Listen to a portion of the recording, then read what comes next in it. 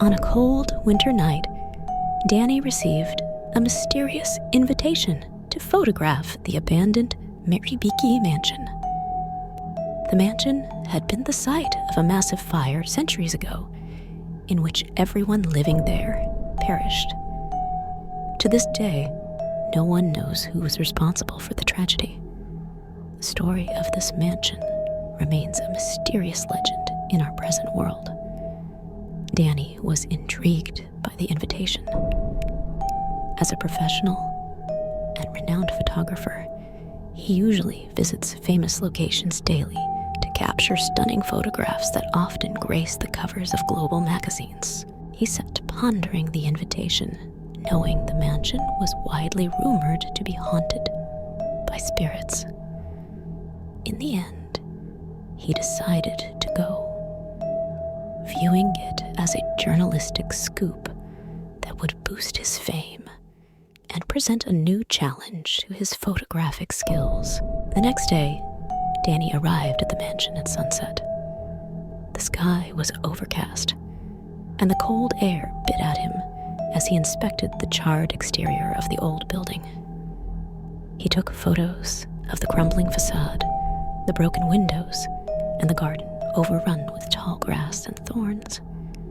The atmosphere filled him with a strange sense of anticipation. The air felt heavy, as if there was no oxygen in this cursed place. Ignoring this feeling, he proceeded to enter the mansion. Inside the mansion, the furniture appeared untouched, merely covered in dust. Spiders had woven webs in the corners, adding to the eerie atmosphere. The stench of decay filled the air. Suddenly, he felt as though someone passed behind him. But when he turned, no one was there. A chill ran down his spine. He began taking photos, ignoring the faint sounds that started to echo around him. Whispers and soft laughter that made him feel he was not alone. Danny headed upstairs and found a room adorned with old, luxurious decorations. As he took a photo of an old picture frame, he noticed the image changing on his camera. Instead of the usual portrait, the image of a woman crying blood appeared. His blood ran cold, but he convinced himself it was just a hallucination brought on by the darkness. He left the room, trying to forget what he had seen. He then entered another room filled with old books, but suddenly the lights went out, and the door slammed shut behind him. He tried desperately to open the door, but to no avail. The eerie sounds intensified. The whispers turned into screams. He could hear his own rapid breaths as his heartbeat quickened. A phrase kept repeating, "We will avenge the descendants of those who caused our death." He didn't understand the meaning or the reason behind its repetition. Shadows moved on the walls, and mysterious shapes appeared and disappeared. He heard a voice calling his name from one of the adjacent rooms. Cautiously, he approached the sound to find a dark room with a large mirror.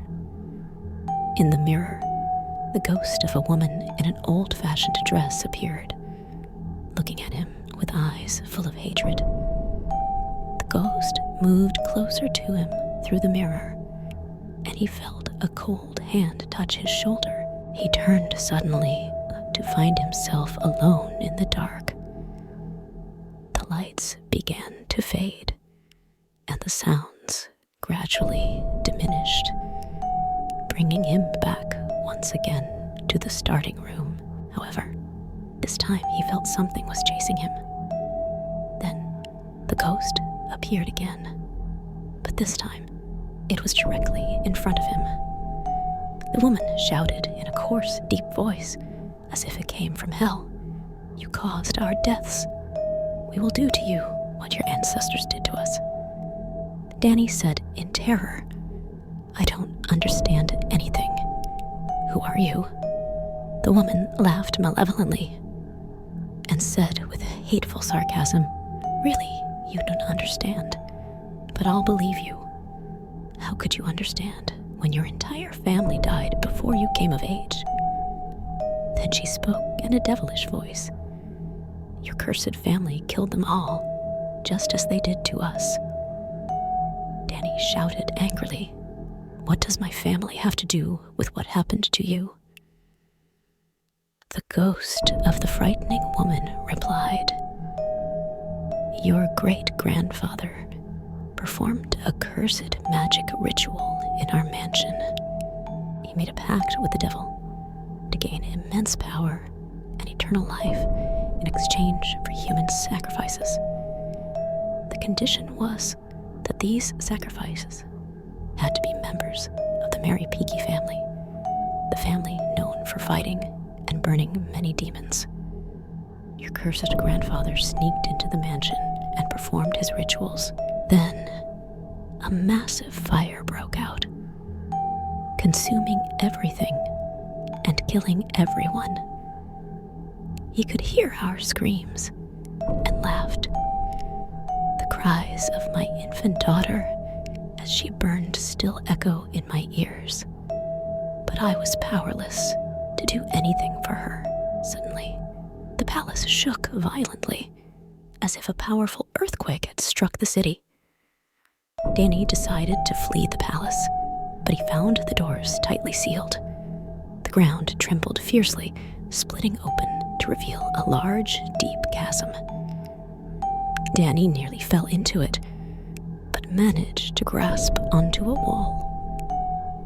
He crawled his way back up to safety. The ghosts began to chase him, and the screams grew louder.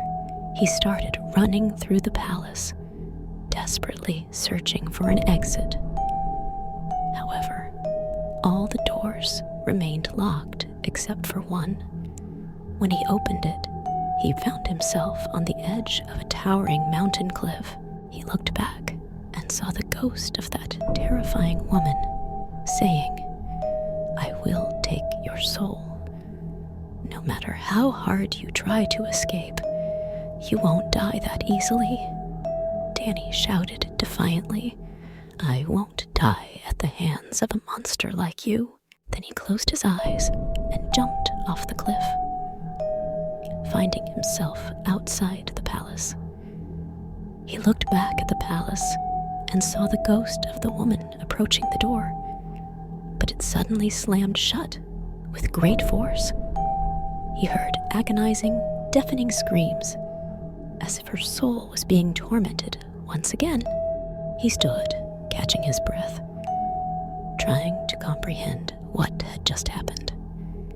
He looked at the camera to check the photos, but he found that all the pictures he had taken had disappeared, except for one, a picture of him standing inside the mansion, with the ghost of the woman staring at him with eyes full of hatred in the background. He left the camera behind and walked away from the mansion, feeling that something had followed him outside.